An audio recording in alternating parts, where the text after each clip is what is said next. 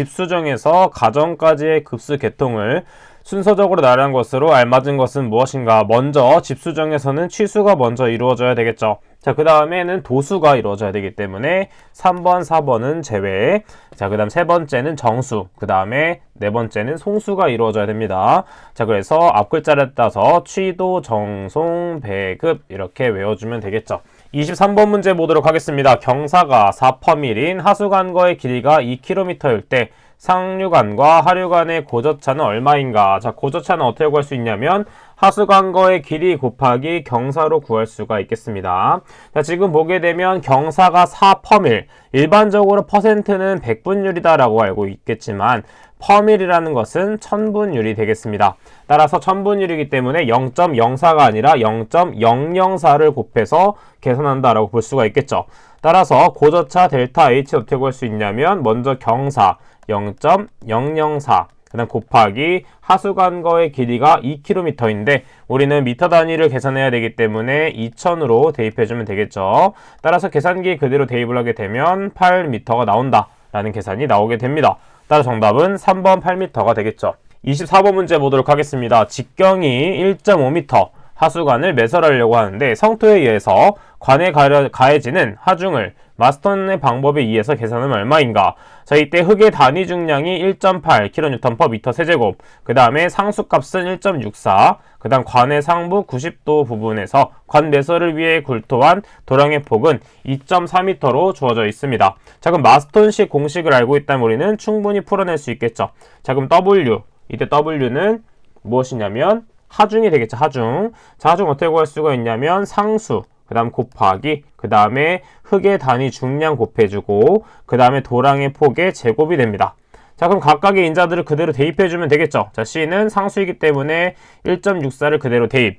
그 다음에 흙의 단위 중량은 1.8로 주어져 있는 값을 그대로 대입해주면 되겠죠. 1.8 kN/m 세제곱 대입. 그 다음 마지막으로 도량의 폭은 2.4m인데 2.4m의 제곱이기 때문에 2.4m의 제곱을 해주면 되겠습니다. 따라서 계산기에 그대로 대입을 하게 되면 17 kN/m가 나오기 때문에 정답은 3번이 된다. 자, 이러한 문제는 공식만 우리가 알고 있으면 충분히 풀 수 있는 문제이기 때문에 공식과 어떤 식으로 대입하는지 정도는 반드시 연습해 주는 게 좋습니다. 30번 문제 보도록 하겠습니다. 피압수 우물에서 영양원 직경 1km, 우물 직경 1m, 피압 대수층의 두께는 20m, 투수의 수가 20m/day로 추정되었다면 양수정에서의 수위 강화를 5m로 유지하기 위한 양수량을 구하는 문제가 되겠습니다.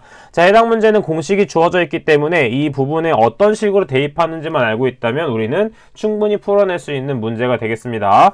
자, 이때 K값은 당연히 투수계수 값을 대입해주는 부분이 되겠죠. 따라서 K에는 투수계수를 대입해야 되기 때문에 20m/day를 대입해준다 라고 봐주시면 되겠고, 그 다음에 B값은 뭐냐면 일반적으로 폭, 두께 같은 걸 뜻하게 되죠. 그래서 B는 피압 대수층의 두께이기 때문에 20m를 대입. 그 다음에 대문자 H와 H0가 있는데 이때 H-H0는 뭘 구해주면 되냐면 양수정에서의 수위 강화를 뜻하게 됩니다. 따라서 H- 소문자 H0는 5m를 대입해준다 라고 볼 수가 있겠죠. 자, 그 다음에 R값은 뭘 대입해줘야 되냐면 영영원의 방영을 대입해주는 것입니다. 대신에 km가 아니라 미터 단위로 대입해야 되기 때문에 1000m의 절반이므로 500m를 대입. 그 다음 마지막으로 R0 값에는 뭘 대입해주면 되냐면 이때 우물직경의 절반이기 때문에 마찬가지로 반경이므로 0.5m를 대입해주면 되겠습니다. 자, 그럼 그대로 대입해서 한번 계산을 해보도록 할게요. Q를 대입해서 계산을 하면 2파이 곱하기 K값 20 곱하기 20이 되겠고, 그 다음에 분모에는 2.3 로그의 R0는 0.5의 500이 되겠습니다. 자, 그 다음에 차이는 5이기 때문에 5를 대입해서 계산을 하게 되면 이때는 1821.2131 미터 세제곱 퍼 데이라는 값이 나오게 됩니다. 하지만 문제에서는 뭐라고 주어져 있냐면 미터 세제곱은 맞지만 뒤에 있는 단위가 시간 단위가 데이가 아니라 초 단위로 구해줘야 된다라는 걸 알 수 있습니다. 따라서 단위 환산이 필요하기 때문에 1821.2131 미터 세제곱 퍼 데이에서 단위 환산을 진행해 주도록 하면 하루는 24시간이라는 걸 알 수가 있고 그 다음에 1시간은 3600초가 된다는 것을 알 수가 있겠죠. 따라서 계산기에 그대로 대입을 하게 되면 0.02 미터 세제곱 퍼 세크라는 값이 나오게 됩니다. 따라 정답은 2번이 정답이 된다 체크해 볼 수 있게 되는 것이죠. 자, 이러한 문제는 공식이 일반적으로 주어져 있기 때문에 그 공식에 어떤 식으로 대입해야 되는지만 알고 있다면 충분히 풀어낼 수 있는 문제였습니다. 34번 문제 보도록 하겠습니다. 배수지에 대한 내용으로 틀린 것을 찾는 문제가 되겠습니다. 자, 이러한 것들은 우리가 상하수도 계획에 있는 부분이기 때문에 그대로 암기를 해서 외워줘야 되는 부분이 되겠습니다. 첫 번째, 배수지는 급수지역의 중앙 가까이 설치해줘야 되겠고, 두 번째, 배수지의 유효 용량은 계획 1을 최대 급수량으로 한다라고 했는데 그 부분이 아니라 유효 용량은 시간 변동 조정 용량과 비상 대처 용량을 합해서 급수구역의 계획 1을 최대 급수량으로 맞춰주면 되겠습니다. 최대 급수량의 얼마? 급수량의 최소 12시간 이상분을 표준으로 해주면 되겠습니다. 따라서 2번이 틀린 보기가 되겠고 3번과 4번은 맞는 보기이기 때문에 이런 것이 있구나 체크해 주시면 되겠습니다. 36번 문제 보도록 하겠습니다. 상수 관로에서 조도계수가 0.014, 동수경사가 100분의 1, 광경이 400mm일 때 이 관로의 유량을 구하는 문제가 되겠습니다. 자, 이때는 매닝 공식을 적용하게 되겠고 망관 기준을 적용해 주면 되겠습니다. 자, 그럼 먼저 우리는 매닝의 유속 공식을 알고 있어야만이 유속을 구해낼 수 있겠죠. 매닝의 유속 공식은 조도계수분의 1, 그 다음 곱하기 동수경사 i의 2분의 1제곱, 그 다음 곱하기 그 다음에 경심 r의 3분의 2제곱이 되겠습니다. 자, 지금 문제에서 보게 되면 경심에 대한 부분은 어떻게 구할 수 있냐면 이 광경을 이용해서 구해주면 되겠습니다.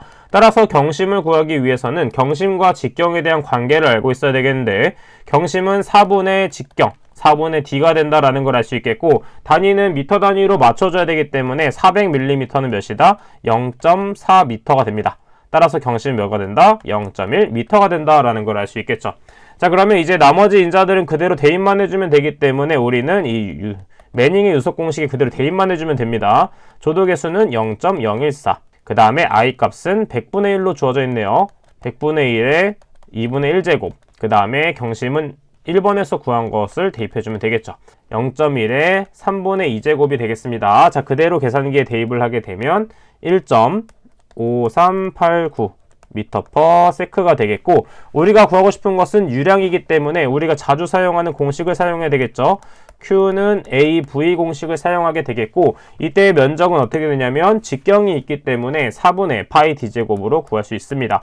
4분의 파이 d제곱 곱하기 유속이 되겠죠. 자, 이때 d값은 우리가 0.4m로 알고 있기 때문에 그대로 대입만 해주면 됩니다. 4분의 파이 곱하기 0.4m의 제곱, 그 다음에 유속은 2번에서 구한 것 1.5389 미터 퍼 세크를 계산한 다음에 우리가 중요한 것은 무엇이다? 세크가 아니라 미니트 단위이기 때문에 이때 단위 환산을 진행해 줘야 되겠죠. 자, 60초 1분이 되겠습니다. 자, 이런 식으로 계산을 해서 계산기에 대입을 하게 되면 11.6 미터 세제곱 퍼 미니트라는 값이 나오게 됩니다. 따라 정답은 4번이 정답이 된다 체크해 볼 수 있겠고, 자, 이런 식으로 매닝 공식만 활용해서 유속을 구하는 문제가 나올 수 있지만 추가적으로 단면적을 활용한 유량을 구하는 문제도 나올 수 있기 때문에 두 가지 방식을 모두 같이 합쳐서 알고 있으면 되겠습니다. 추가적으로 실기시험에서도 많이 출제되는 부분이기 때문에 충분히 연습해서 풀는 방법을 알고 있으면 도움이 되겠죠.